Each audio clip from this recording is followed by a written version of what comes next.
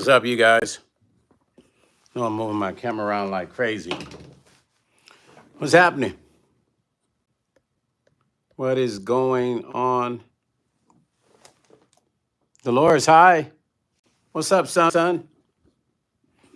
What's happening with everybody? What is going on, man?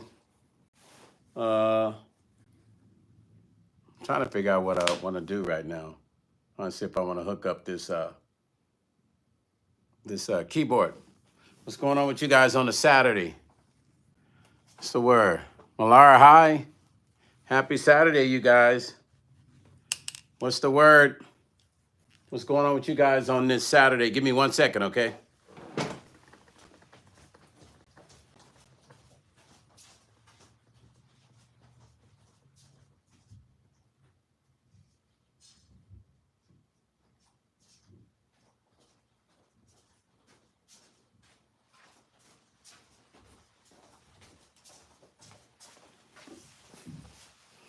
All right, I'm back.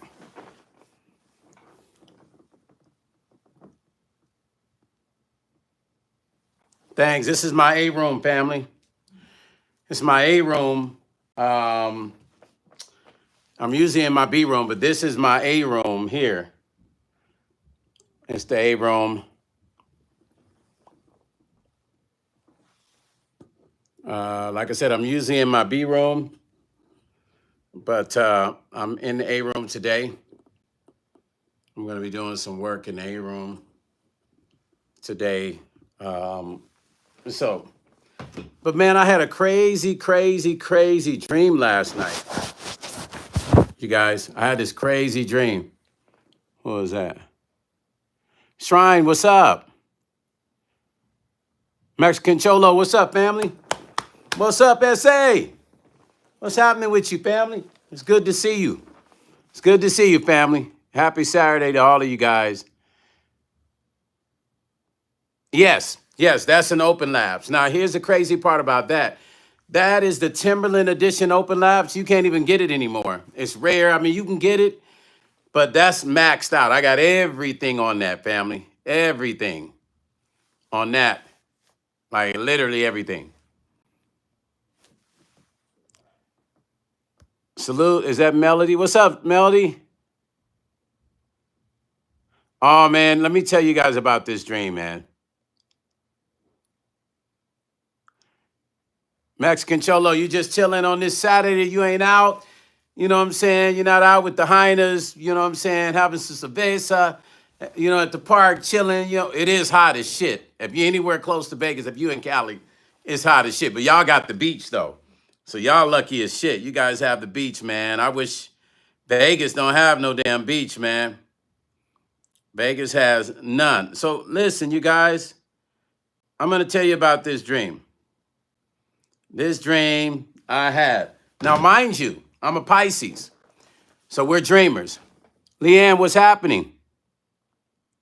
What's up, Melody? So I'm a Pisces. So Pisces, we're dreamers, right? We gonna have some dreams for you, right? That's just what we do. Not only are we gonna have dreams, our dreams come true. For those of you that don't know how Pisces operate, I dare you to talk to one. It's raining there in Jersey. Listen.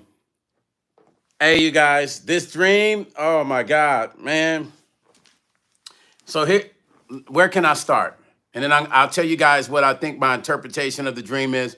And you guys can tell me what you think your interpretation of the dream is. Lisa, what's happening, Lisa? Brother Timothy.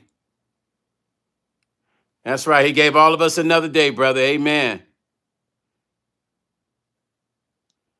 Okay. Malar, you're Pisces too? Okay. Sagittarius, Timothy is. Are you in Cali, Mexican Cholo? You in Cali, family? Melody said her brother's a Pisces. Mexican Cholo, you in Cali? Mexican Cholo, that's my homie right there. You know, I gotta have my, my essay, you know what I'm saying? We do it for La Raza. Mexican Cholo, that's my homie, you know. I got a lot of, hey, Mexican Cholo, let me tell you something. It's crazy before I get into this. Leanne, hi, Leanne. CC, what's happening? Breaking the Silence podcast. Hi. Just sliding through the support. Thank you. I appreciate you always. What's up, introvert? Long time no see. Dang, where you been, family? Okay, so my homie, Mexican Cholo, I got to tell him something. And then we're going to get into this dream. Dolores, what's happening? Yes, Dolores, my dreams are crazy. This dream's crazy, right? Mexican Cholo. So you ever heard of this group called Clica One? La Clica One. You ever heard of them? I'm sure if you've been in any car shows, you've seen them perform or you've heard about them. If you have, you're what? You're empath. Okay, Brother Timothy, me too. You've been moving, family? Okay, so then I'm sure you've heard of Thump Records, 100% sure, and a Mexican group by the name of Clica One. You're in Manhattan. Congrats, man. Upper class Manhattan or what? Anyway, I pretty much started Clica One's career. I took them to Thump Records, got them their single deal. I produced one of their songs that gets probably the most streams at any of the. Actually, I did a whole album on them, but I produced this song called Late Night Creep. And I took them to Thump Records and I got them on this compilation I'm going to show you real quick.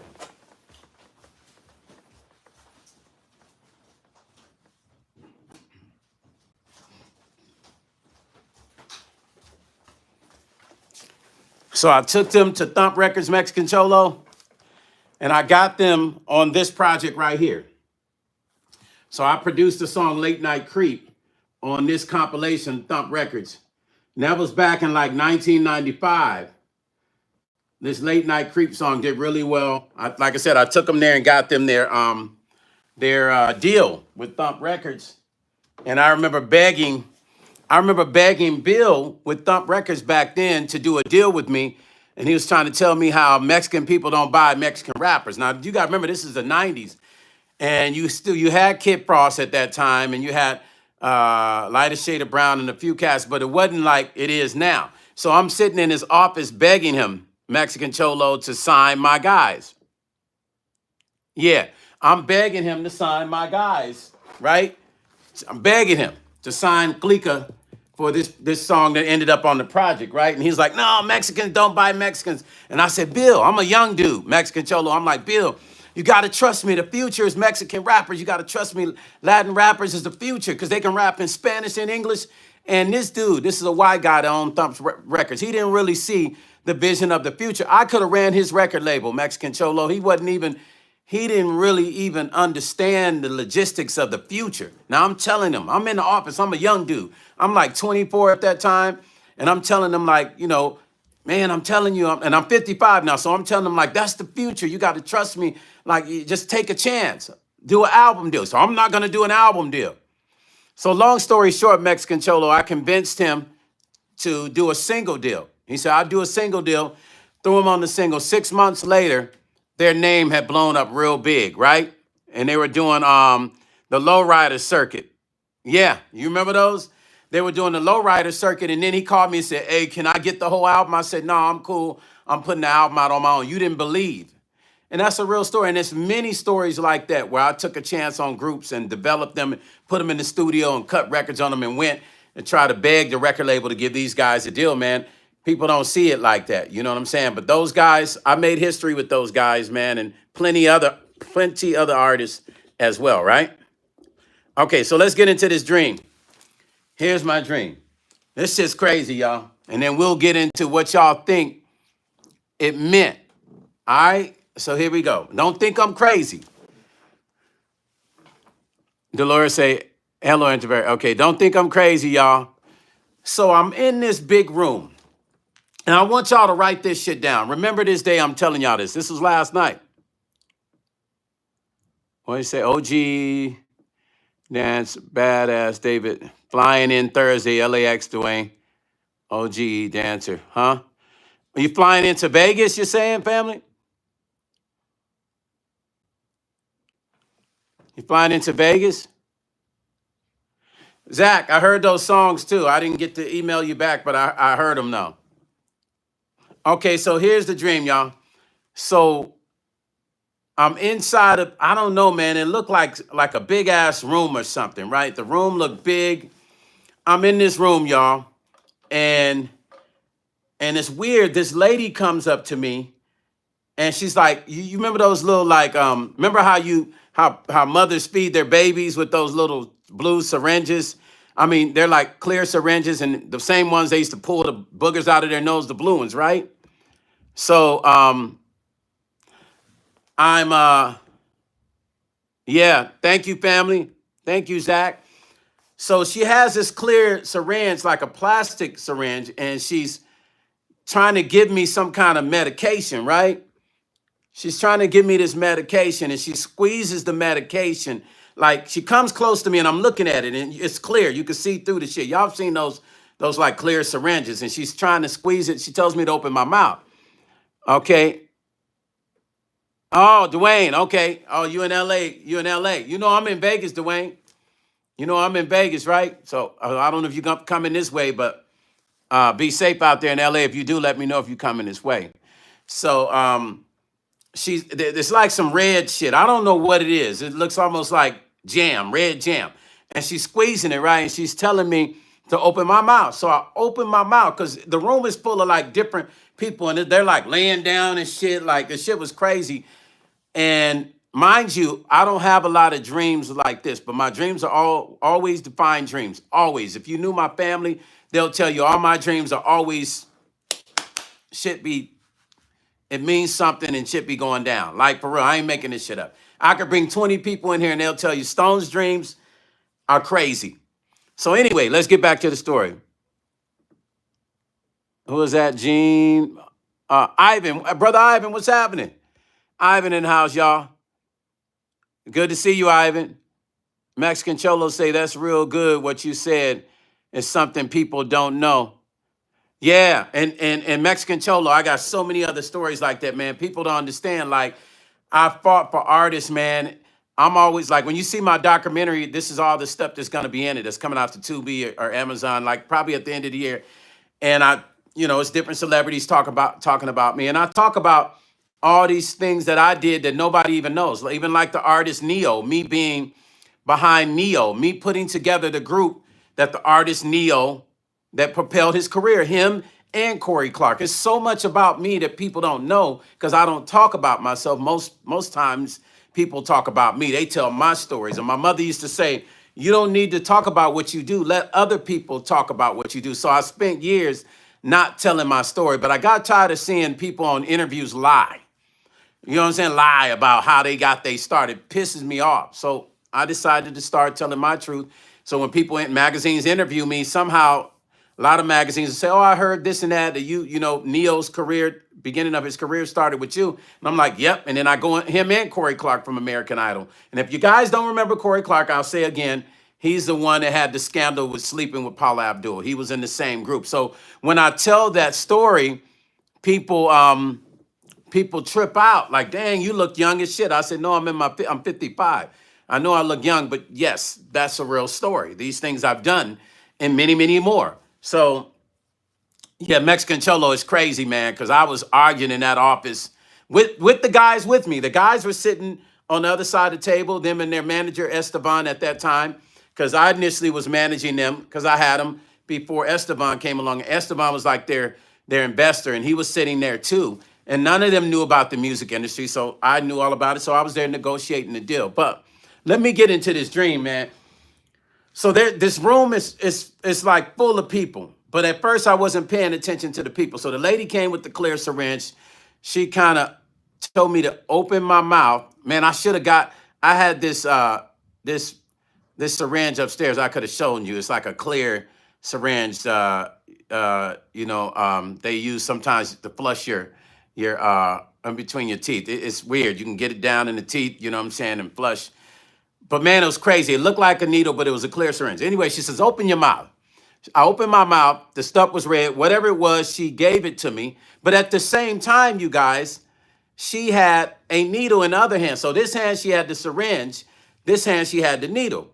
Now she gave me the thing. She said, take this. I opened my mouth. I took it. As soon as I saw the needle, I said, I don't want I said, I don't want that. And somehow in the dream, I knew what this damn needle meant. Like I don't even know. In the dream, I knew that needle meant something. Like there was something about it. But I knew in the dream, I knew about it. I don't know how I knew about it in the dream, but I knew that it wasn't right to allow that person to inject me.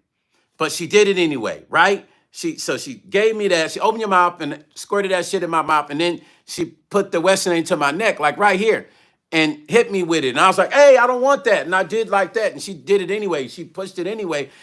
Simultaneously at the same time, she switched hands with that and grabbed my back and put like another needle into my back, right? So I'm thinking, right? I'm like, yo, what the fuck just happened? What just happened to me, right? What just happened? But I'm still awake. I'm still conscious, right? And I look around the room. I don't know if she thought I was supposed to fall asleep. I don't know what she thought, but I didn't fall asleep. I look to my left.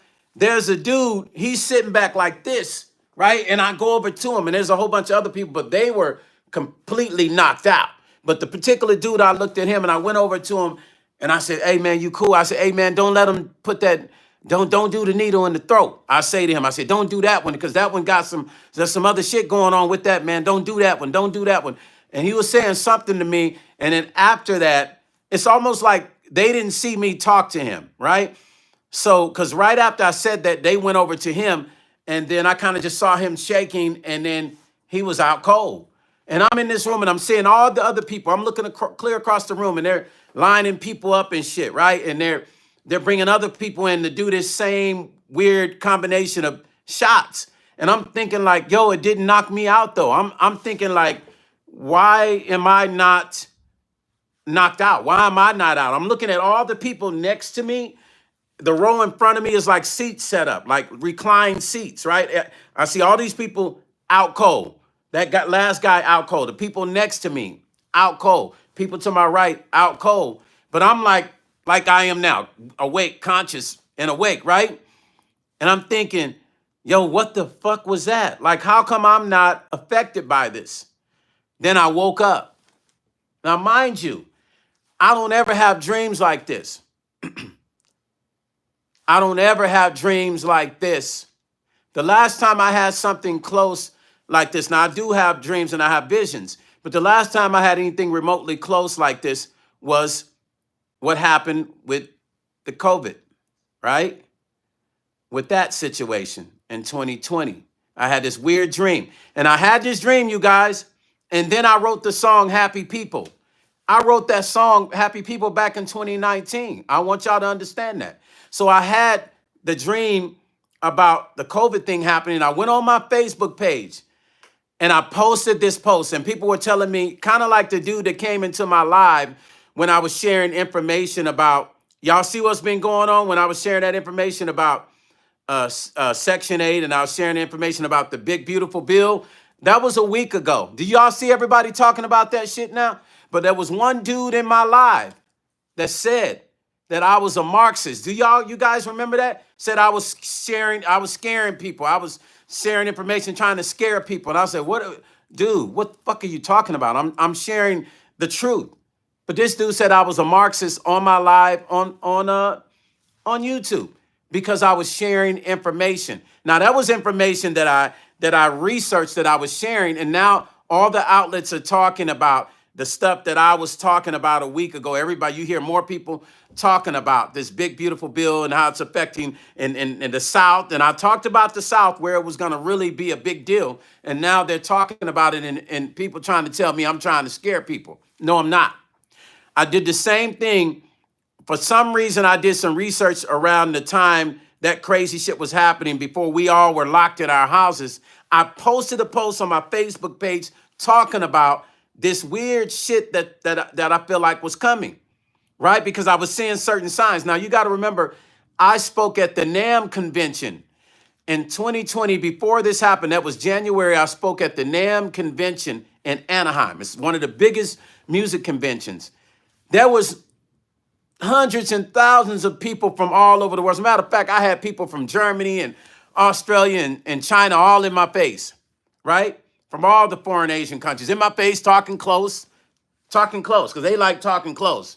At least the ones from Europe do. They be up this close, right? And so when that happened, it freaked me out, right? Because people say, you didn't get sick? I said, no. I mean, I had this little ear thing going on, but nothing major. But it made me think about before that happened, how I was around all of that. But I did post something on my Facebook page before it happened. I had just this weird premonition. It wasn't a dream. This one was a dream, right? I don't really know. My mother is no longer here. Her and I used to sit down and go over these dreams and really analyze these dreams. But I know that this dream means something. I'm going to keep my eyes open, and I'm going to stay aware and keep my head on the swivel, because it means something. This is not to scare anyone. This is just to show you guys how God will give us discernment and will give us this spiritual ability to see, hear, and feel things. And sometimes we're so caught up in the immediate world that we in right now, we can't even really allow ourselves to see the real shit that's going on. We don't allow ourselves to see the real shit that's going on in the spiritual sense. What's up to my moderators, Cambodian Mystique and CC? In the real sense, I think that we have gotten away from our spirituality, you guys. Now, I know I'm sounding just kind of metaphoric, cliche-ish and shit. Mexican Cholo said that's when quantum radio came out on Twitch. Yes, Mexican Cholo, you're 100% correct. You see, some people are hip to what's going on. They see, they know. They might not say, but it's more people that really know what's happening who are tuned in. But a lot of time they might not speak because we appear to be cuckoo. People want you to put you in the cuckoo lane if you start speaking. That's why I don't speak a lot about a lot of stuff like this, because the dreams that I have are visions, because people would have a tendency to put you in the lane of, man, you crazy. Y'all, I want everybody on this live to, if you got to put it in your phone notes, please do me a favor. Put it in your phone notes and remember that dream I had, and put as many details as I spoke today. I want you to remember it, because I want you to pay attention. Yes, Mexican Cholo, you 100% correct, family. I mean, you know, it's like the little things that people don't pay attention to that turn into the big things later. I want you guys to mark this date, and I want you to put that into your calendar on your phone, because I want you to pay attention. Because when these things start to show themselves and manifest, I want you to say, okay, Stone wasn't making this shit up. The only way for you to know that I'm not, this wasn't a made up scenario, is for you to write it down. Put it in your notes, please. Please, all of you, put it in your notes. I promise you, as time goes, you're going to go, well, God dog it, Stone felt some shit and that shit was real. I don't play with stuff like this, but what I've learned is each and every one of us have the spirit of discernment. Some are more in tune than others. And I'll tell you why. Leanne said, I will do that because I actually do this without dream visions. I call them this when they feel real. I do this with many people. Yes. So I have what you call, Leanne, I have what you call day. If I'm awake in the daytime, okay, Dolores say we'll do. I have visions. I could be randomly sitting somewhere. Dolores said some people, Stone has got away from the churches, and some churches is not teaching the way they should be teaching. Absolutely. Melody say I identify with that. Yeah, you guys listen. Sometimes I can be sitting here in the studio and something heavy just comes over me. And then I'll try to figure out what it is. I can be asleep at night and wake up at 2 or 3 in the morning. And the first thing I do is asking the universe, why did you wake me up? Asking God, why you wake me up? I start texting family members because something is not right, you know, symmetrically in the you know, in that parallel universe. Something is not balance right. See, I know that we're all operating in a parallel universe, but most of us have not figured out how to catch up with our parallel version of us in time and space, right? In time and space, we're operating in that parallel. The other us has already done everything that we're doing now. But a lot of us probably think that's a bunch of, bull crap too, but it's not. It's all real. It's real. The Indians knew it. The Mayans knew it. Let me go deep, man. Let's go deep. Let's go. We're gonna go BC before the Bible, okay? And this is not because I believe in God just like all y'all do, but I'm a Buddhist. But we got to go before Christ because I want to show you something. And this is not to step on what we believe in God. Like I said, I believe in God. But why did Africans' original religion wasn't Christianity? Why was the Mayans' original religion was not Christianity? The Mayans, the Mexican tribes and stuff, you know what I'm saying, and other tribes that were from America, they worshiped the sun, the moon, the stars, the sun god. Have you guys asked yourself that question? We're spiritual beings first. I hope that you understand that. When you're in your mom's womb, you are formed as an energy. Of course, it's a seed, but it's an energy. And then when you pass away, you take that form again. Thus the reason you have these dreams and you wonder why I don't know, it feels like I've been here before. It's like I've been here before. I don't even know why I've had these dreams. It's the spirit side of you. That's the spirit side of you before you were in the physical body you're in now. You were a spirit in the last situation. This is an evolving door. I want y'all to understand that. Do you really think when you pass away, that's it? And you're gone, and then that's it, we're gone and pass away and no longer. No. What do you think resurrection was? And we want to talk in Christianity aspect. This is just a physical form of the body that we carry. This is our car that we use to drive the spirit in.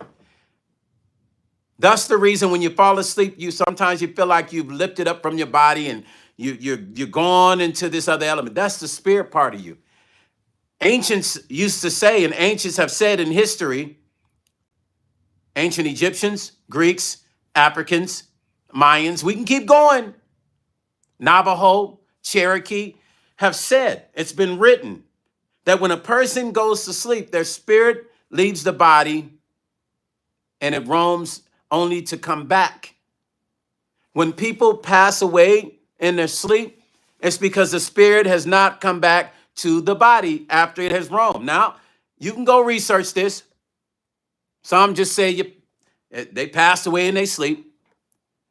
The Lord says, whatever you dream when you're asleep, God is trying to talk to you, and you should write down everything. The Lord says, I'm way past that. I've been doing this shit since I was a kid. I'm way past that. That's the reason I'm talking to you guys. I grew up doing this. This is why I'm talking the way I'm talking. See, you don't talk this way with this sort of passion unless you have been doing this. I write all my dreams down. Let me share a story with you. My ex-wife used to go to the gym every day and work out, right? She'd go to the gym every day, work out. And this is no joke. And if she was on here, she'd say, I had a dream. There's two defining dreams with our relationship that I had that freaked her out. I had a dream. Lisa, thank you for the donation, Lisa. Thank you very much, Lisa. I had a dream that a police called me. And I woke up and told her, I said, I had this crazy ass dream. She used to know that my dreams are always going to be weird. And I was like, babe, I had a dream. She said, well, what was it? I said, it's crazy. I said, a police called me and said he was arresting you, that he had you. And she said, why would you dream something like that? She was upset. Why would you do that? And I said, I don't know. Now, if she's watching this live or she comes across this live, she'll tell you, hey, he's not lying. Listen, I say that to her. She got upset with me. I said, I don't know. That's the dream I had. It was the police that called me and said that he had you and they were taking you to the police department or something. Listen to this. The next day, she was pissed off about that dream. She would go to the gym around 11, come back home maybe around 12, 12:30. So by 12:30 the next day, I didn't hear from her. And I called the gym asking them, had they seen her? And my buddy that worked there said, yeah, she was here. And then she left at about 12:15. And I was like, damn. So I called her family's house, her parents' house. She wasn't there. I called her phone over and over again. She didn't answer. I called her sister. They didn't answer. Sadai, thank you for the donation. They didn't answer, right? All of a sudden, this is no joke, because people used to play jokes on me. My dreams were so vivid and happened so much that people would play jokes on me to try to make fun of me. I get a call. It's a police. He says, Mr. Paxton? I said, yeah. He says, this is Officer such and such. I have your wife. I say, click.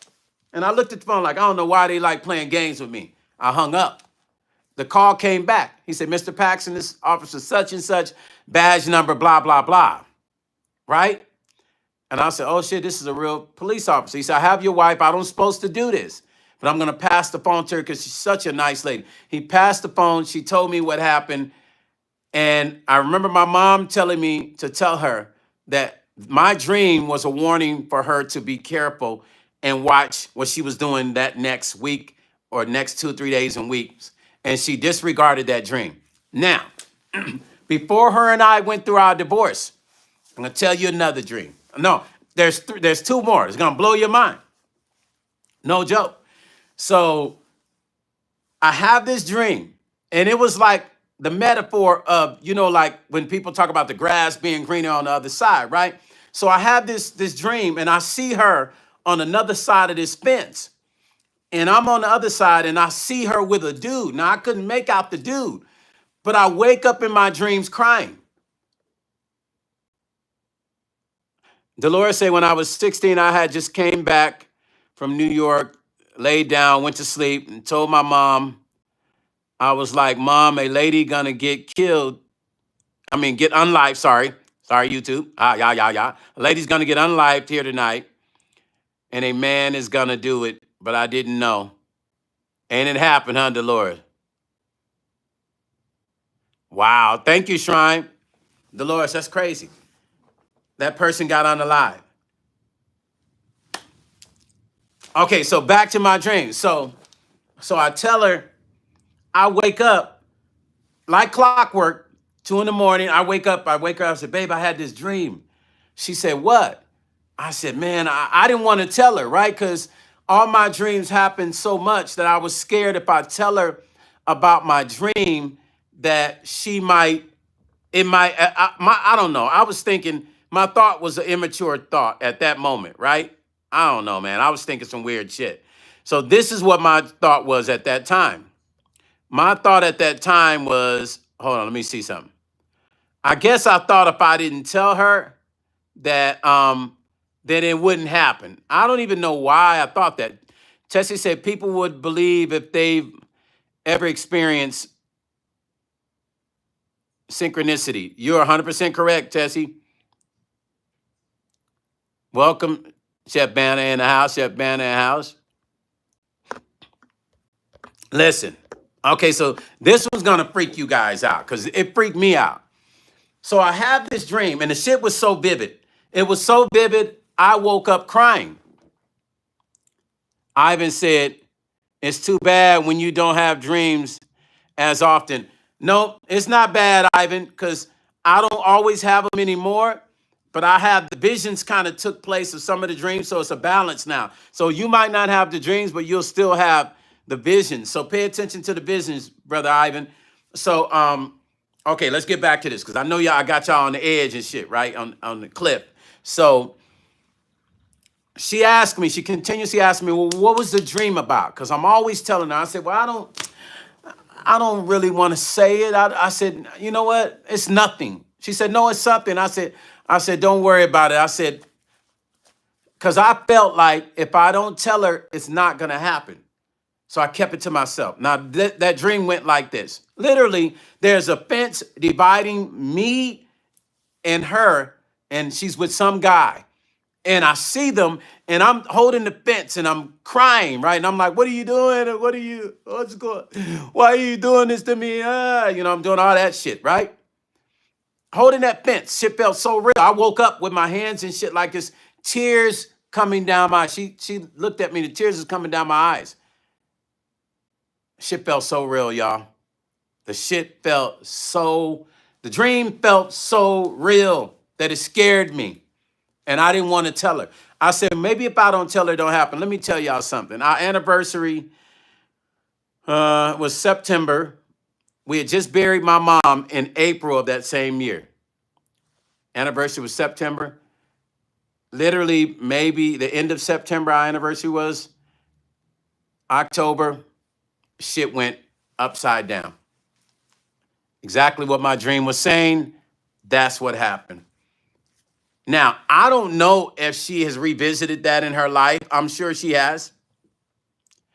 The Lord said, but the sad thing, my mom didn't believe me. But when I said, oh, my God, my mom froze in place. She said, oh, when I said, oh, my God, my mom, wow. She believed it when it happened, huh? Cora, hi. Cora, thank you. We haven't seen you in a minute, Cora. Listen, so after that dream, it started to happen, and it was a whirlwind of hell for me. Because that year I lost my mom, and I had to divorce my ex-wife. In relationship, shit happens. That's just life. But the fact that I had a dream about it blew my mind. Now, let's fast forward to the future. I've had many dreams like that. And here's my ex-wife again. So somehow my ex-wife and I start back kind of messaging each other 2 years later. She wanted to get back in the studio and work on music, right? So we have been messaging through Facebook. Michael Jackson ended up passing away. I talked to his dad. My ex-wife and I supposed to have gotten together that week, but Joe Jackson called me and told me that Michael, he thinks something happened to Michael. And who is that? Sharon said, God works with me in dreams. And it really, and then after that, the dreams would come to pass. And sometimes when I'm awake, it happens to me. Yes, I'm with you. I'm with you. I live it every day. Leanne says she's listening. Okay, Leanne, here we are. So we're inside. You know how Facebook is. You can see a person's picture, even if it's small. If you don't open up the mail, you see it. So when they change your picture, you can see. So we had spoken on the phone, and I was supposed to work with her in the studio. And I was kind of leery. I was like, man, do I really want to be working with my ex? Do I really want to be around that? That shit really hurt me. Do I really want to be around it? So I prayed on it. And I asked God, if it's meant for her and I to work together, me to help her with music, allow it to happen. If not, don't let it happen, because I don't want to feel no emotional attachment again, right? Brother Ivan said, I did have a dream about my wife this past week, and now she's awake and without the breathing too. Brother, she's even able to talk. Thank y'all for the prayers. Listen, send our love to your wife. You tell your wife that all of us here is sending blessings and love, and we love her, man, and we're so happy to hear you say that she woke up. And guess what? Her recovery is going to be 1,000,000%, brother. Mark my word. Watch, her recovery is going to be 1,000,000%, and everything's going to be back the way that it should be. Keep the faith, keep praying for her, and we'll keep praying for her too, brother Ivan. You know, that's facts. So I look at the picture, right, you guys, and okay, start the backup. Joe Jackson calls me and says, something happened to Michael. I think I got to go to LA, and I want you to go with me. Me and Majestic. Majestic was the guy I would always be with Joe. Joe was kind of like uncle to me, the way he talked to me and stuff, right? And being around him. So I said, okay. So I don't think I told her. No, I did. I told her Michael Jackson passed away, so I might have to go out of town. I'll get with her when I come back. So in between the time, weird things started to happen. I ran into people that I hadn't seen since I saw her. And the whole thing was strange. I ran into this guy that I hadn't seen since I saw her. The whole thing was just weird. Anyway, long story short, I go back into my Facebook page. Maybe, I don't know, it might have only been, I'm not even lying to you.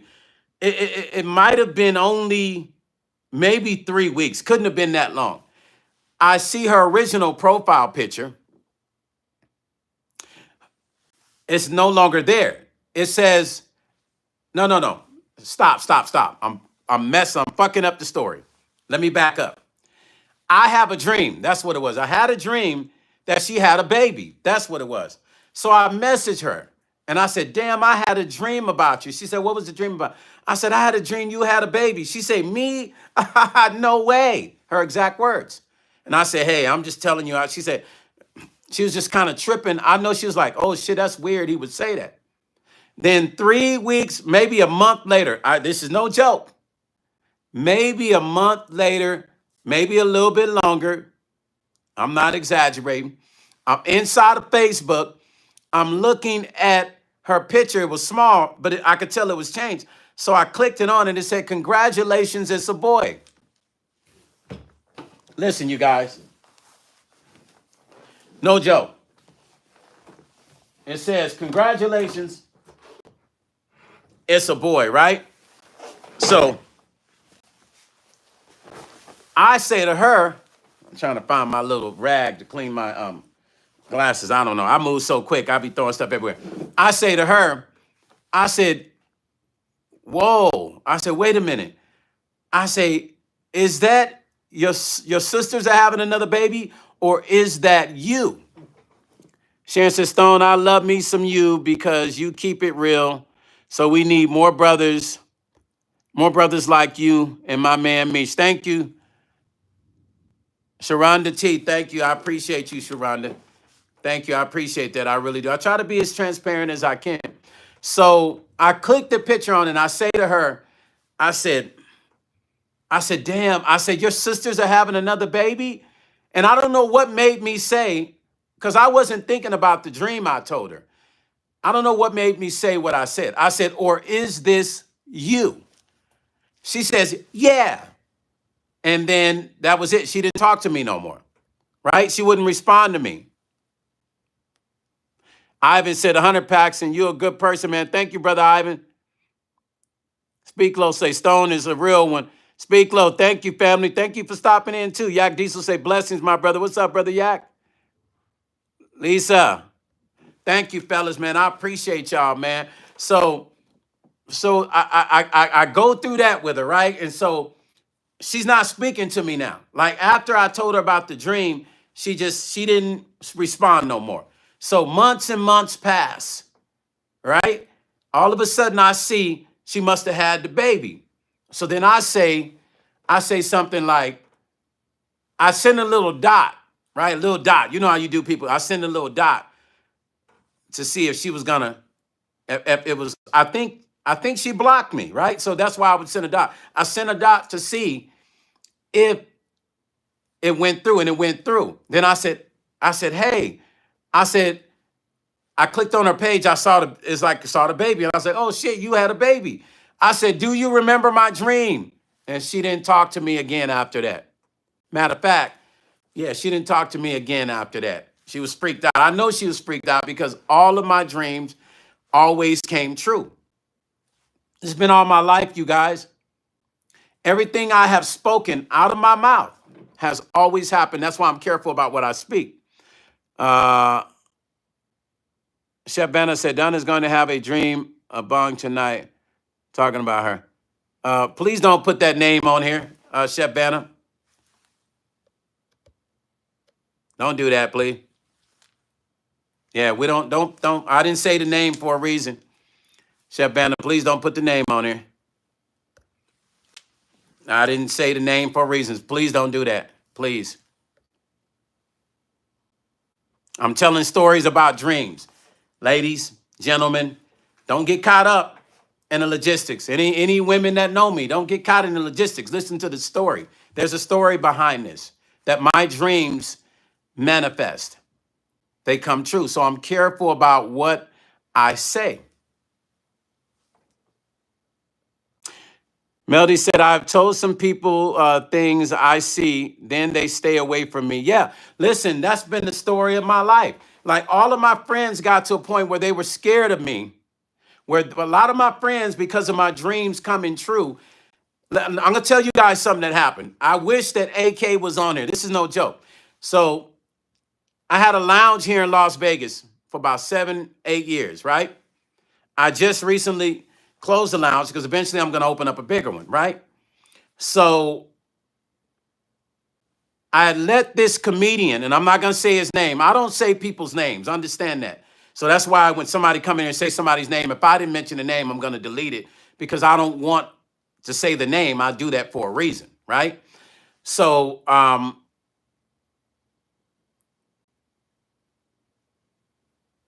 this person I rented, not even rented. Let me go back. I gave a key to this comedian, trying to help this comedian out. I used to do comedy nights in my lounge every week, right? Exactly, Ivan, respect, no names needed, exactly. I used to do comedy nights in my lounge, and I was trying to help comedians out. So this guy and his girlfriend, I gave them the key to my lounge. I said, listen, do the comedy nights, just make sure you break me off when you sell tickets or whatever you charge at the door. Give the lounge back half, my business back half. You can open up as much as you want and do your comedy nights, because I was already doing comedy nights, but I was letting him do his own thing. So, and this one is not about dreams. This is actually about words that I speak. I have to be careful the words that I speak as well. Now, if you think I'm lying, you can ask Cambodian Mystique on here, and you can ask Chef Banner. They've seen me say things that have happened. They know that I'm not making this up. They'll tell you. I've actually said things to them about certain things that have happened. Now, I'm not acting like I don't hold any kind of magic. I'm just telling you what the gift that God gives us, especially his people that vibrate at a high frequency. What's up, Meech? So check this out. So I give the key, I get a key to the dude and his girl. It turns around, they were using my lounge and really stealing money from me because they were doing like little tricky things by lying to me and really wasn't doing what they said, upholding their end. So I asked for my key back. What's up, family? What's up, Meech? I asked for my key back. And I said, hey man, let me get my key back. So his girl started to act gangster on me, right? His girl started to act like she was really the dude. She was a black girl, he was a Mexican dude, right? And I was like, bro, why your girl barking at me like she gonna whoop my butt? Right? Like she gonna spark up on me. I said, bro, just give me my key back, man. I ain't trying. I can hear her in the background. I said, well, damn. I said, man, I was good to y'all, man. Just bring me my key back, bro. Like you're not handling business right. Bring me my motherfucking key, right? So he does all this talking. She's talking crazy. Me and my boy, and AK, if you're on here, please comment in the comments because he was there. He shows up. It took them a while to show up because then I told him, if you don't bring my key, I'm going to report it stolen to the police. I'm going to say y'all got my key and it's stolen. I'm just going to file a report. And it's not going to look good on you because that key is to my building. So they were talking tough like they were going to show up, ride up on me and do something to me. That's how his girl was talking and she was pumping him up. So I'll be telling people, don't let women pump you up, man. They could put you in situations. So he rolls up. He's got his head down. He brings me my key. And I say to him, I say, bro, I said, yo, man, I said, yo, he does like this. He wouldn't even look at me. AK is standing next to me. AK is my chef, one of my private chefs, right? You can see him. I got a video of him cooking, right? Him and Chef Banner. So AK is a comedian and an artist too. So AK is looking at him. And I said, look, man, I said, bro, why you do me like this, man? You guys could have still had the lounge. I opened my door up to you. I said, but man, let me tell you something. I said, every time people's done foul stuff to me, shit happens to them. Now, I wasn't doing that to spit a negative seed on him. I was really trying to let this dude understand that you got to be careful with how you do people. There's a such thing as karma. And I do know that I vibrate at a high frequency because I spend my time meditating, period. I spend my time meditating. So when you meditate and you chant, what it does is it increases your vibration, your frequency vibration inside of your body, 380 degrees around you, period. You feel what I'm saying? So I tell him this. These are my exact words. And if AK is on it, AK, if you're on here, I want you to comment. He said, y'all could have, Ivan say, y'all could have messed up, bro. Yeah, he messed up. Because, see, I was already eating, Ivan, and he definitely, for sure, messed up. So I say these words to him, Brother Ivan and everybody on here. I said, listen, man, every time a person has done me real wrong, when all I've done is to try to do them right, something always happens to them. Those are exact words I said. I kid you not. I didn't change the word. I looked at him and I said, next time, man, be better, man. Because I say karma is real and the vibration is coming back quicker than it's ever come back. I said, I mean, I've had a lot of people think they was going to play me, thought that they was going to beat me up. I mean, we can keep going. And bad shit always happened to them because I'm a good person, man, and my intentions are good. And I vibrate at a high frequency. That's what I said to him. Y'all ready for this? Y'all ain't going to believe this. The next day, I wish AK was sitting here next to me. He'd tell you. I get a call from AK. And AK says, man, you ain't gonna believe this. I said, what? He said, remember the comedian and his girl? I said, yeah. He said, man, you ready, Stone? I said, man, just tell me what happened. He said, man, they was sitting in their house. They had just got a new car, sitting in their house. Now listen to this. Listen to this. They were sitting in their house, and their car in the driveway imploded. And they left Vegas. Now, the shit freaked me out. Listen, I'm not no tough guy, y'all. I'll fight somebody. That's as far as it goes. If you pull one on me, I'm gonna pull one on you. I'm just an old-fashioned dude, right? I got 6 brothers. They taught me. They was all knuckleheads, right? You fight me, I'm gonna fight back. You hit me, I'm gonna hit even harder. But I'm not a tough guy. That's not me. But I am a righteous person. And I meditate and I chant on a regular basis. I told this guy, everybody that has done stuff to me has always had to pay a price. I was just sharing with him my life. Didn't say I was going to do anything to him. Never did anything to him. That was the universal law. I still could not believe what AK told me. And I asked AK again, I said, wait a minute. What do you mean the car imploded? He said, they were watching out of their window. It just got a new car the next day and it imploded in the driveway. And that shit blew my mind. And I actually wanted to talk to them. And, I just wanted to have a conversation, be like, yo, like, what the fuck happened? I would have never known that if AK, who was there with me when I talked to dude, had not told me. What do I mean? What does this mean? Everything that I'm saying. What does it mean?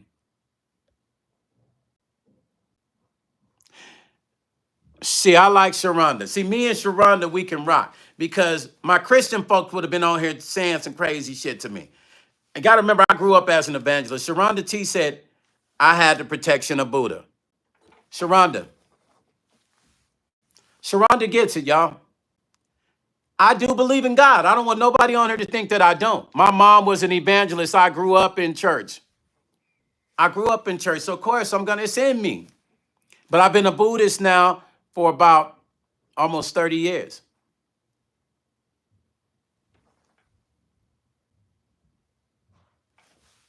Sharonda gets it. You see, let me explain something to you guys. It doesn't matter how tough a person is that approaches you, that's negative to you, that says things, that talks negative on you. And, those are lower vibrations. They actually come from the waist down. Real talk, where your shit comes from. Those are called lower vibrations. When you meditate and chant, because you got a lot of people buying, they buy the bracelets and the beads and they try to buy the bell and they don't even understand what the shit really means because they're not living it. I saw this other content creator mention something about me. This girl that used to talk bad about me all the time.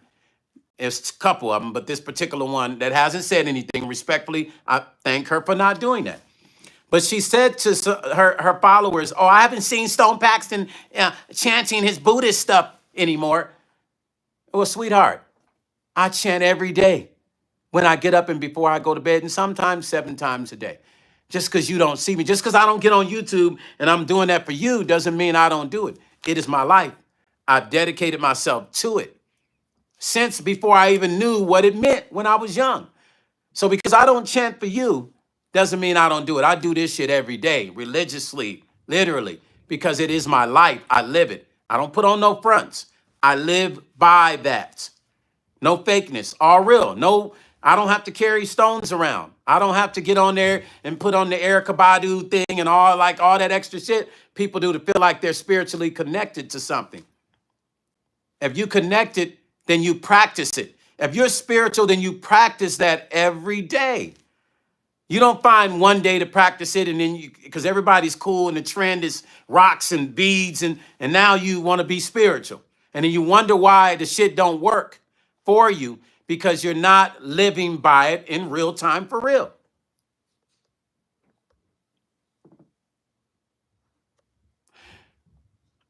Darlene says, Stone, when people do things to good people, the universe manifests karma to them, and all you do is be your true self. Dolores Spin, thank you. That's true. I live by that. Listen, this is why I don't ever worry about, like when I was going through the Angie Stone things. You guys remember? People were sending me messages saying, oh, be careful, Stone. Ah, be careful. Oh, we fear for your life. How are you putting your fears on me? Angie was a friend of mine.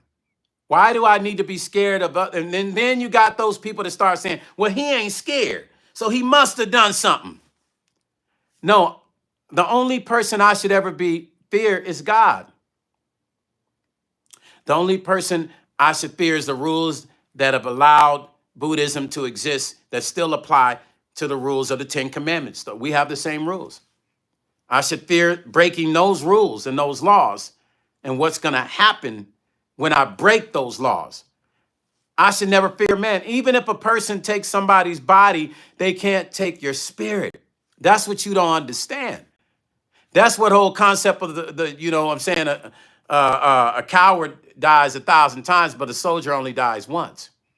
That's where that concept came from. Fear for what? I'm a soldier for myself. I stand up for myself. I don't take a whole bunch of dudes with me. I don't hang out with a whole bunch of cats. Meet you tell you that. Because I don't need to fear nobody.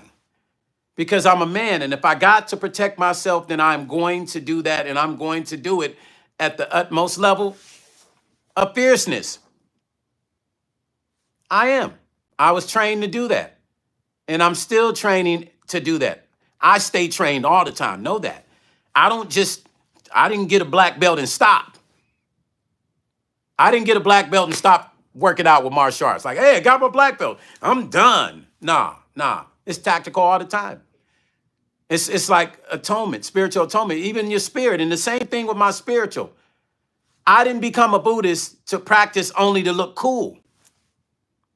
I was always a Buddhist. I just didn't know, even when I was young. I used to get whoopings for meditating in a dark room from my mom, who was an evangelist. I was fighting two different sides. I was trying to find who I was, and nobody was trying to support me with that. And guess what? I got whoopings for that shit because nobody understood what it meant. Nobody wanted to take the time to understand me. But I continued to stay on that same journey. And when I became a Buddhist, they asked me one question. Why do you want to become a Buddhist? And I told them the story about when I was young and my mom caught me in the room meditating with the lights off. And my mom actually told me at that time, because she was an evangelist, she told me I was praying to the devil. Now, I know she was only saying that to scare me, to get me to stop, but I wasn't. That's not what I was doing. So this whole conversation about dreams and visions is deeper than what you think, because all of us are made as spiritual beings. But now 90% of us are not tapped into the spiritual side, so we're doing fucked up shit, and we're missing the real shit that happens. We're missing the real shit. It just goes right over our head, and we don't see it until the shit happens. We don't see it until we miss it. And then we say shit like this. Well, I saw it. I felt it, and fuck all that.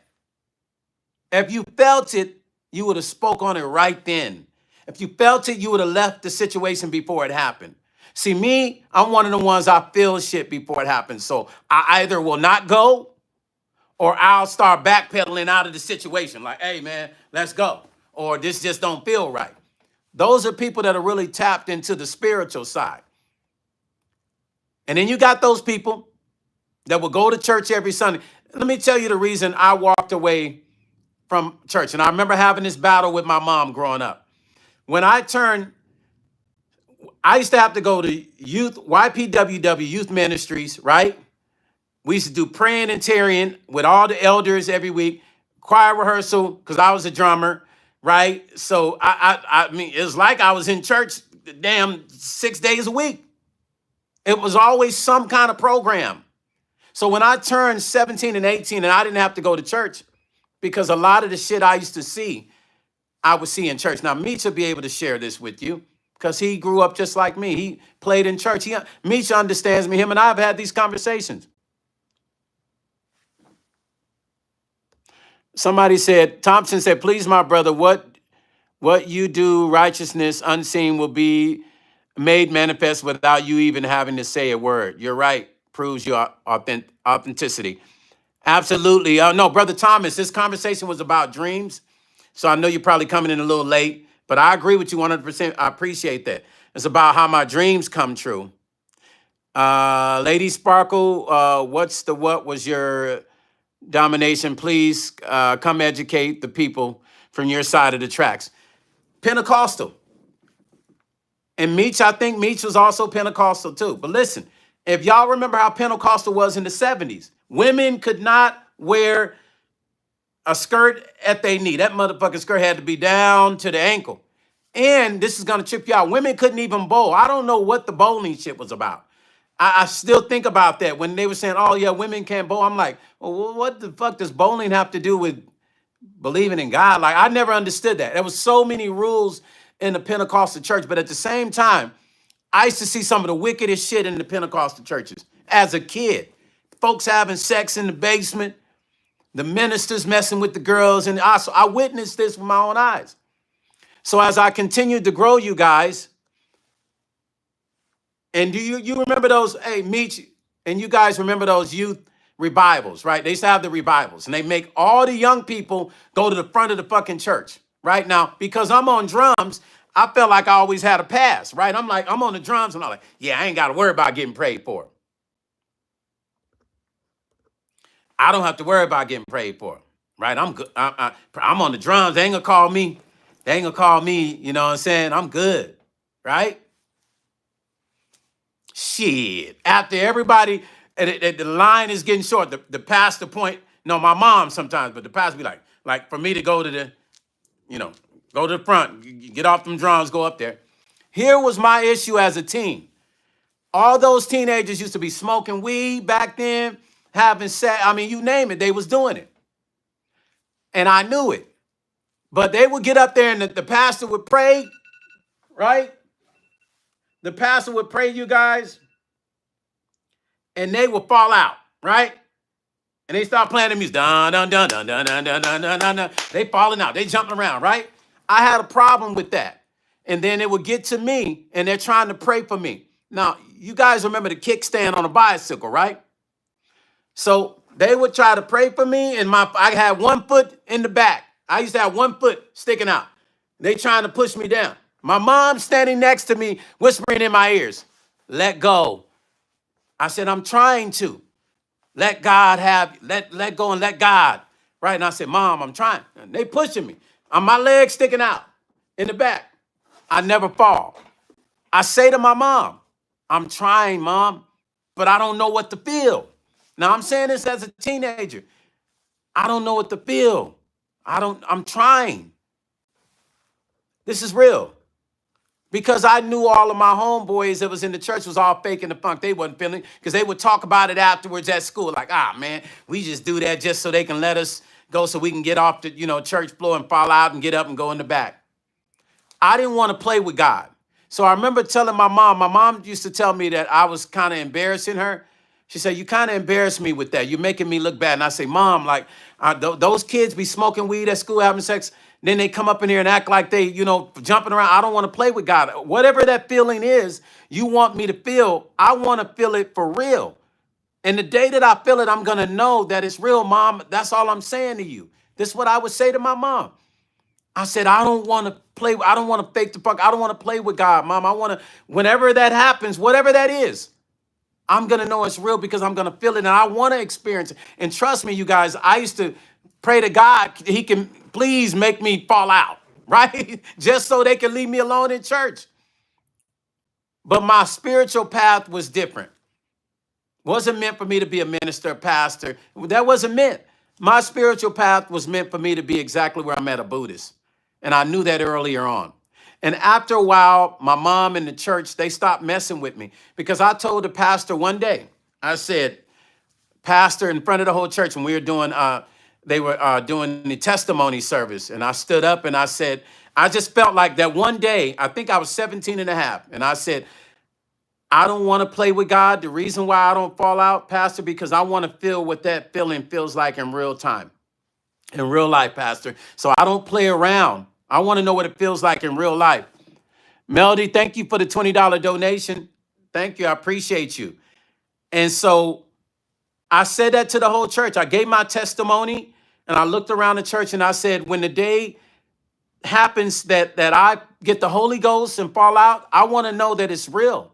And forgive me, Mom. I looked at my mom and said, forgive me if I'm making you look bad. And you feel like I'm making, she was upset about that too. She got on saying, you didn't have to get in church and say that in front of her. I said, well, I had to, Mom, because, I had to let people know. You know what I'm saying? Like, I'm not trying to do this on purpose. Where are all those people? I'm going to tell you something. A lot of those people that I went to school with that did all that stuff in church, the hopping, skipping, jumping, all of them not even living their life for Christ right now. I'm telling y'all some real shit. All the ones I grew up in church with, they're not living their life for Christ right now. You know how I know? Because I asked my sister what's going on. She tells me everything. Yeah, that person don't go to church. That person, nope, they out in the street. This person doing that. These were the people when I was growing up that was saved, sanctified, filled with the Holy Ghost. That was my age. And they wanted me to pretend in church to fall out. And I wasn't about to play those games. So my path, I get these people on here who like to bash me when I talk about Buddhism because they don't understand it. If you don't understand it, I suggest you just learn a little bit about it so you can be educated. When I first became a Buddhist, you know what they told me? Bring your Bible here. That threw me off. They said, bring your Bible. It's okay. Any of you guys can bring your Bible. Blew my mind. I was like, what? They said, yeah, bring your Bible. It's okay. Yeah, bring your Bible. You see, a spiritual journey is a spiritual journey. Your journey is your journey. Can't nobody counter. They cannot change your vertical, your horizontal. It is your choice to do that. Can't nobody tell me that because I'm a Buddhist, that I'm a bad person because they feel like I pray to a statue or a guy with a belly. If you really knew, that's not even what it's about. That doesn't represent a person praying to the belly, the guy with the belly, because you don't know, you think that's what Buddhism is about. And it's not. It's much more than that. But because you're not educated, you assume that's what it is. Somebody's praying to a pagan god. Bible says there's only one God. We know that.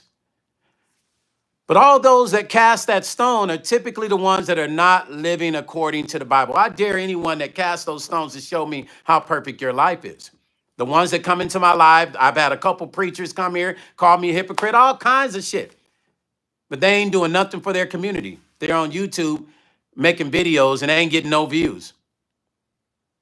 Thinking they're educating me, a 55-year-old man who has lived 55 years and learned a whole fucking lot. But if they're really preaching for their community, then they would be doing this. They would be out ministering like they're supposed to on the streets. They wouldn't be, you could be on YouTube too. Take that camera out to the streets. You feel what I'm saying? Like, it's a time where we have to really start to understand how much sense this shit makes. Like how much sense does our lives make? Like, what is it about your life that is profound right now? What is it about you that you've done to change somebody else's fucking life today? Have you started trouble? Have you started a lot of drama with somebody this morning? Have you blessed a person to be able to eat today? Have you called somebody with some knowledge that's going to change the way they think about possibly hurting themselves or unliving themselves? Have you done that today? Have you called somebody with kindness and said, I love you, and I know you might be going through, but just understand I'm here for you? Have you fucking done that? Because if you haven't done that, then you're full of shit. And if you haven't done that, then you're not a real Christian. Yes, I said it, motherfucker. You're not doing your Christian duties. But you get on YouTube and you attack not just Stone, but other people that might not talk in the Christian aspect that you want to be spoken in. Because truly, Christianity is forgiving and loving. The easiest fundamentals to follow in Christianity is the kindness and love. We're supposed to love each other. Come on, man. How many Catholics and Christians do we have in this world? And how many fucked up people that are Catholic and Christian? How many racist Christians that use racism, Christianity to be able to pull racism on people? They call it Christian organizations so that they can get away with being racist, but put the fundamentals backed by Christianity. So y'all starting to see? I chose to be spiritual. I stopped choosing religions because it was too much of political. It's too much of an argument. If I try to talk to somebody about Pentecostal, they say they Methodist, this one say they're Catholic, this one say they're Episcopal, and then it became an argument. We can never have a conversation. Jehovah's Witness, like my ex-wife, she felt like Jehovah's Witness was the perfect, one of my ex-wives. She felt like if you wasn't Jehovah's Witness, then you are not nothing. Literally, that's the way she thought. You know, it's my Benny character. You know, she thought, yo. That's the way she thought, yo, you know? That's really the way she thought. She thought that if you are not Jehovah's Witness, she told me that my mother taught me wrong. Can you imagine somebody that you have respect for tell you that your mom taught you the wrong religion because they feel as if their religion is number one? That's the reason I chose to be spiritual. I took my ex-wife. Listen, I almost became a Jehovah's Witness. I know y'all gonna laugh. Yes, laugh at me. It's okay. I almost became a Jehovah's Witness. I started studying. My ex-wife convinced me to start studying to be a Jehovah's Witness, and I did. Let me tell you why I did not become a witness. It was so simple that it's gonna blow your mind. I asked her to go to the Buddhist temple with me one time. I said, will you go with me? She said, yes, I'll go. I said, thank you, because I supported her and I went to the Jehovah's Witness Kingdom Hall. We went, she came with me. She spent half an hour laughing as we were chanting. She was next to me laughing the whole time. So much so that one of the people had to get up and come to the aisle and look at her and was like, ma'am, they were like doing this to her. She then proceeded to get up, went to the bathroom, stayed in the bathroom for another maybe 40 minutes. So long that the lady went and knocked on the door to make sure she was okay. That's what made me decide to change my mind and not become a Jehovah's Witness. And I thought about what my mom used to say. I decided not to be a Jehovah's Witness, and I told her why. If this is what being a Jehovah's Witness is, I don't want to be one. Yeah, I love people for real. Like, I respect people for real. I don't want to be a hypocrite. I'm being taught if this is how you are and the way you act, and then I'm going to become a witness, and I'm thinking like, this is what you guys do. Now, mind you, she's not the only Jehovah's Witness I met that was like her. I met many. I knew this Jehovah's Witness woman that went to the Kingdom Hall every Sunday, and she was sleeping around with all kinds of dudes. Now, y'all, I'm not on here making up no lies. There's no need for me to do it. This woman she was out there. She might as well have been the lady of the night because she was out there. She was sleeping with all kinds of dudes and tried me. But I said this to her. I said, well, damn. I said, first of all, I don't mess with women that sleep with a whole bunch of dudes. And second of all, I said, you're a Jehovah's Witness. I said, dang, that shit can't you get, this fellowship of that shit? She's like, I ain't worried about that. I'm not worried. And I said, well, yeah. I said, well, how you a Jehovah's Witness? And every time I look up, you got a new dude. And do they know about that? She didn't even care. This is the religion that I supposed to have chosen? No, too hypocritical for me. I'm just saying. Now, they go hard in the streets. I give them that. They the gangsters of the religious element when it comes to the streets, getting out there and doing the witnessing. Tracy said, yes, Stone, that's why I could not. Tracy, yeah. Yo, Tracy, listen. This lady made me understand that Jehovah's Witnesses have a serious problem within their circle. And that is some psychomatic shit is going on. They're brainwashed. It's something that's not normal because it's one thing to say you have the perfect religion. It's another thing to do it and then do foul shit on top of it and treat people bad. This same woman that was my ex-wife used to say she hopes I get on the airplane and that it crashes. This is shit she would say. I hope you get on a plane and it crashes. She would say this to me when she was mad. She would get upset and say this to me. Man, I actually wish I could get her on a live so I can get her on a live and let you guys hear how she thinks, because she ain't gonna change the way she thinks. I would love to have her on a live and just ask her, why did you used to say those crazy things to me? Margot, thank you for the donation. I appreciate you always, Margot. Sparkle say Jehovah's are funny. Yeah, listen, she would argue me down, and she still does. Sometimes she'll text me, and we ain't been together for years. I'm talking about like 2010, 2011. We ain't been together for years. She'll text me like we are still together and say some crazy stuff to me and send me Jehovah's Witness scriptures until I start sending her all the crazy stuff Jehovah's Witness people have done. Criminal shit. And then she'll leave me alone. Sparkle said, I have an artist whose mother took a lot from them, messed up their rap career. They are so strict. I think they're worse. Oh, yeah. Jehovah's Witnesses, they're a cult. I hate to say it. I never thought I would. But the truth is, I am going to see if I can get a Jehovah's Witness to come on, and I'm going to interview them. That's what we're going to do. I'm going to find a Jehovah's Witness, because I know a lot of them, see if I can get them to come on my show.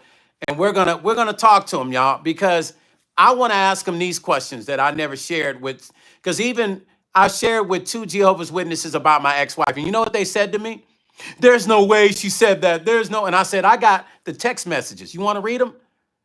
She said she hoped my plane crashed. She hoped that I'm doing on stage and fall off the stage and die. They're like, no, we don't do that. We don't talk like that. No, there's no way. And I said, wow, really? They don't even believe it. They don't even believe it. Sparkle said, knocking on somebody's door at 6 in the morning, I'll tell them it's just how I feel. Sorry, Stone, I interview you. Sorry, I have to interview you. You are amazing. My everything, the greatest ever lived. Oh, Sparkle lady, thank you. Let me screenshot that. That was pretty cool what you said. That was cool, Sparkle. Listen, real story though. This conversation started today based on chanting and meditation and vibration, and chanting and meditating so that your vibration is vibrating at a high frequency so that you do not get yourself caught up in random stuff and you're able to see the things before they come. Darlene said, and they cast you away when you make a mistake and and turn away from you, and you never give. They never give you any support. Yeah. So listen. So check this out. When I met my ex-wife, she got disfellowship for divorcing her husband. I stayed with her. I helped her through. She kind of didn't want to be a Jehovah's Witness, right? Kind of, sort of. Well, maybe she did. But I told her, keep going to Kingdom Hall. They'll eventually reinstate you. Don't worry about it. Keep going. I got your back. Jizz Up, thank you for the $5. Jizz Up says, Stone, I believe you are sincere, but don't let imperfect people turn you away from the God that created you. No, I love God, Jizz Up. My mother was an evangelist. I grew up. I still rock. I still rock with, G-O-D. It ain't never left. I study the spirituality of Buddhism every day. But I still read my Bible. I still believe in God. There's only one God. But I do practice the spirituality of Buddhism. It's where my element of kindness comes from, and my element of fairness and consideration. Because in this world today, nobody has consideration anymore. I get all that stuff from Buddhism. It teaches me that I have had too many Christian folks not live by according to what they say. And look at this world. Look at the world right now. You don't think 90% of the shit we see that's being done, these people are Christians? You don't think they don't believe in God? They do. But look at all the fucked up shit that goes on because of the lack of knowledge. So I choose to incline myself with knowledge, a spirituality that helps me continue to be a better person. See, you see, this is not about religion because that is a choice. See, the God is in everybody. We're born with that in us, but the religion becomes a choice. You see, I chose to still have God in me, but I study the spirituality and the concepts of Buddhism because it teaches me how to be the way that I need to be to people and be just at all times and not every Sunday. And then, Monday through Saturday, I'm fucked up. And then every Sunday I get right because I'm in church and I'm right. You see, this shit is an ongoing thing all the time. The spiritual realm is every day, every minute, every second, every hour. In quantum physics time, it's a parallel universe. So the spirit is operating even in times that we are not active in the quantum physics parallel universe. So you see, it's beyond the choice of religion. We're talking physics and we're talking the parallel frequencies. You understand what I'm saying? When you tap into that, then you actually start understanding yourself better. That's why I'm so confident with myself. Everybody wonders how I made it through all this attacks on YouTube with different people attacking me with Angie Stone stories and stuff going at me. The Lord says Stone is way sincere. He's very sweet and he's good to all of his people. That's why we keep coming every day. He teaches us a lot of stuff. And you know what? There it is. I am not perfect, but I promise you guys, I am going to find a way to bridge the gap of understanding so that you have no reason not to like me. People coming into my life that come in here to be really try to be mean to me. I feel bad for the younger people that go through that haven't learned how to handle that. Those people are hurt people. So they want to come in and, they want to display hurt because they're hurting. I get it. But because I've worked on my spirit, not as an adult, but as a young man all the way up to now, I'm able to deal with all the crazy attacks that come at me. The lady Divine said facts. I'm able to deal with it because spiritually, I am on point. For all my people that believe in the Bible says that we pretty much operate in the spirit. We are one in the spirit. It didn't say the physical. You got the Father, the Son, and the Holy Ghost, man. What do y'all think that meant? I'm just saying. My mom used to preach to us every day and write scriptures down and send us to school with scriptures in our shoes, and we'd come back and ask us what she wrote for us in the morning. And we'd have to tell her exactly what scripture it was and what it means. Darlene said, and I believe we are in a spiritual warfare. People have turned their backs on God. We need to wake up. They've not just turned their backs on God, Divine. Is it Divine? Oh, sorry, Darlene. They've turned their backs on themselves because this is the spirit. The body is the spirit. They've turned their backs on themselves.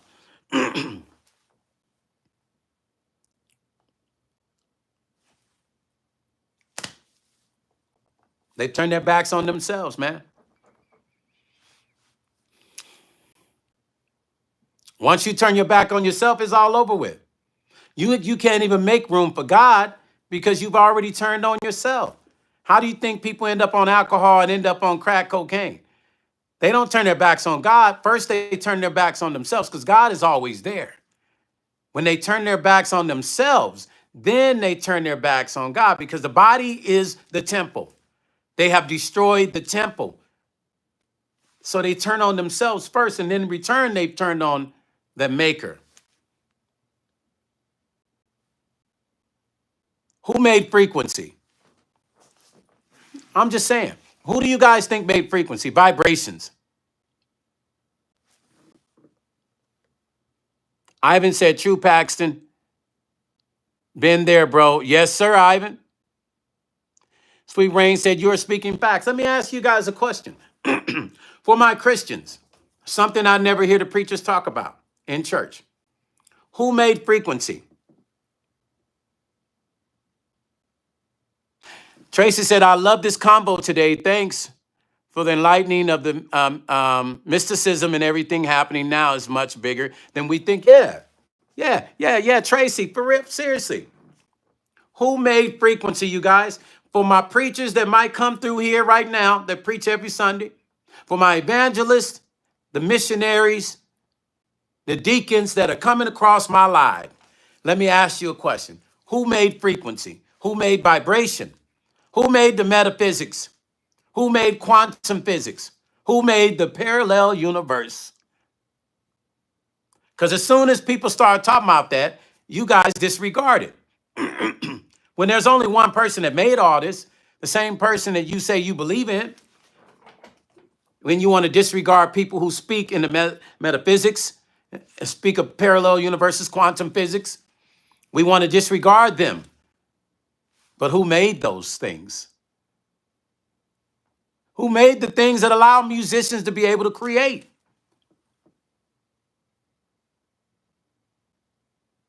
Melody said, I am too divine. Absolutely. Who made the melodies and the vibrations that musicians hear to be able to create? Sparkle, thank you for the donation. Sparkle said, the greatest stone familiar. Thank you. You're my familiar too. Sparkle, I appreciate you. I'm just saying, let's have if we're going to have a conversation on religion, for those that like to go there, who made frequency? Who made the crystals? I had a lady come on my live the other day, and I was holding the crystal up to me, and I said, hey, when I'm around computers, and listen what I'm saying, when I'm around computers, I use this because it stops the radiation. She said, oh, yeah, the crystals can talk back to you. She was being condescending right then. I knew it, right? She was being funny. And I said, well, I asked her, I said, well, who made the crystals? Whatever her name was. I said, I said, this was made by God. Surely he put it on this earth for us to use in ways it should be used for higher vibration, frequency, and protection. Oh, wow, Sparkle, thank you for joining the industry conversation. As a member, thank you, Sparkle, I appreciate that. Sparkle, so you move your membership up? This is definitely industry conversation. When I talk like this is some other stuff. This is not my telling the stories about what's happening. This is on some other vibrational stuff that I love to speak about. See, I'm passionate, but when people meet me, they try to figure me out. What makes Stone tick? You know, how's this guy able to do what he does? How's he able to make all the moves he makes? I take no credit for none of this shit, by the way. I do give the credit to God, but I also give the credit to myself because he gives us free will. I think a lot of times people forget that God wants you to actually take credit for the good things that you do. And even the bad things you do, he wants you to take the credit for that. And if you got the karma that has to come with the bad things, he's like, take your credit for that too. He gave us free will, which means he gave us the right to do. And he also gave us the right to have him will things that we want to happen. I've just figured it out, you guys. I figured out my own way. I figured out a way that works. And like, why aren't more people seeing the logistics of these certain things, and they wonder why certain things don't work? Why are black people the highest spending minority group in America? Clothes, house, cars. We spend the most on hair. But why are we the brokest? Why are other races more wealthy? These are the things that we need to ask ourselves the questions to. Why are we so religious, but why are so many of us so broken? We don't even fit in the 1% factor. How many black billionaires is there in millionaires? I can give you that number. But why isn't it more of us that are successful? Why is there poverty? Why are there bad people? Because you know why? There isn't bad people, there isn't good people. There just is. In Buddhism, we don't believe in bad people. We don't believe in good people. Because as soon as I tell you you're good, when you fuck up, then I'm upset. As soon as I tell you you're bad and you do something good, I go, oh my God, he was a bad guy. I can't believe he did something good for once. That gives me the right to judge. And this is why I love Buddhism, because it teaches you that none of this shit behind me matters. It's all materialistic. These clothes don't matter. These glasses don't matter. A woman with a big butt does not matter. A bankroll of money does not matter. What matters is peace. And as soon as you understand and learn that material things don't matter, is when your life actually starts to you start to really live as a real person. When you start to understand the things that you allow to rule you, suggestions and thoughts of people and things, and you start to control that, then you start to live for real. That's when you actually start to live for real, you guys. Like, you really start to understand what living is. But until then, you will be a slave of your thoughts. You'll be a slave of your thoughts. Don't forget that. Until then, you will definitely be a slave of your thoughts. See, I chose to free my mind, so the rest will follow. That's not just a quote from a song. That's a reality. When you free your mind, what they mean on a spiritual element, you free your mind, everything else follows. Divine said, I agree. You just woke it up. I found myself, I must be a Buddhist. Is that what you're saying? I think that's what you're saying. Sweet Rain. Oh, who said that? Oh, Divine said that. When you wake yourself up, listen, let me tell you guys something. When you finally wake up and understand that, okay, how many times, think about this. How many times have you been so worried about your car bill? How many times have you been worried about insurance and your insurance lapse and the police is somewhere, and then you start thinking, oh man, my insurance is expired and I don't want no police to get behind me. And as soon as you think the thought, goddamn police is 2 cars on the right side of you. And then they switch lanes. And then you tell yourself, you know what, fuck it. If I get pulled over, I'll just take the ticket. As soon as you said that, the police drives the fuck away. I'm showing y'all something. Once you stop focusing on the things and understand that nothing matters except for nirvana, and if you don't understand what nirvana is, go look it up. That is the real true essence of peace. Once you seek nirvana, then you are truly living. Until then, it's a battle with your mind. It's a battle with everything, people, things, places, and you're never going to win because you're battling with your cerebral cortex. So all those things that you have profound belief in are stuck in your head, all that negative shit. And until that is out, you're going to always think that way. It's sitting dormant. This is why I say you got to reach for nirvana. This is why I chose Buddhism at a very young age, because I always knew that there was more. I needed more. And I needed to understand, why I thought a certain way. And once I understood, a lot of it had to do with my thoughts about what I think about things, and they had to be this way. And we're all like that. It's got to be this way. When I drive a car, I have to turn my blinker on and turn right. When a person say this to me, that means they're mean. When a person does that, that means they're not good. You've conformed to principles that are actually shaping who you are, and you start to believe them. But as soon as those things stop bothering you, and you start to understand, like, trust me, it's a battle with me. It's a battle with me, but I live every day and I get better and better. Not to let people bother me. Y'all see what I go through on this internet with people talking about me. And I get to the point where I say, well, I don't even understand why they're bothering me. And then I stop talking about it because I have to remember what the Buddhism in me stands for. Not to worry. For what? For why? I don't need to worry about it. I will protect my temple. You put your hands on me, I'm going to protect that. But other than that, I don't need to worry about what nobody thinks about me. I don't need to worry about what they say about me. I don't need to worry about none of this shit. I am a free spirit, and I choose to be free and live in my element of nirvana as I continue to reach nirvana. There's stages.